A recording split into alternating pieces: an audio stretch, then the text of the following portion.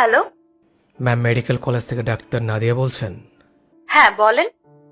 বউ প্রেগনেন্ট, মেয়ে হবে, অ্যাবর্শন করাতে চাই। এ কেমন কথা বলতেছেন আপনি? কি বলছি? আচ্ছা ছেলে লাগবে হয়তো আপনার।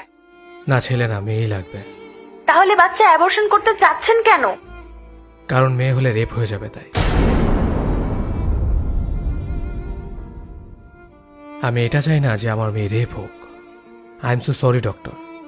আমি জানি আপনার কাছে কল আসে, আর এটার কারণ এটাই হবে যে আমি কাবিন দিতে পারবো না বা পড়াশোনা খরচ দিতে পারবো না।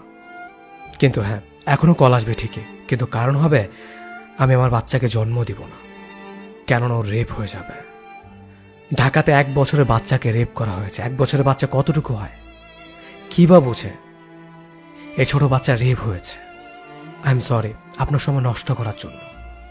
তবে সবাইকে জানাতে চাই, এখন থেকে এটাই হতে থাকবে, আর না হয় এই নিয়মটা পাল্টে দেওয়া হোক।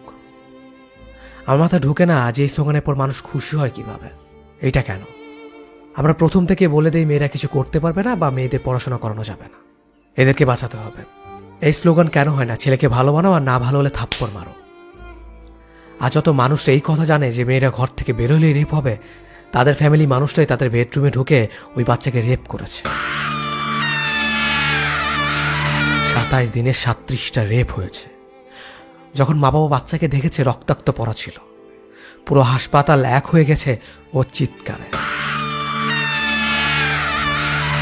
আর হিন্দু মুসলিম আপনাদেরকে বলছে, আপনারা করতে থাকুন আপনার হানাহানি মারামারি, একজন আরেকজনকে ভালো খারাপ বলতে থাকুন, আর এই জোশটা দেখে মারামারি করতে থাকেন।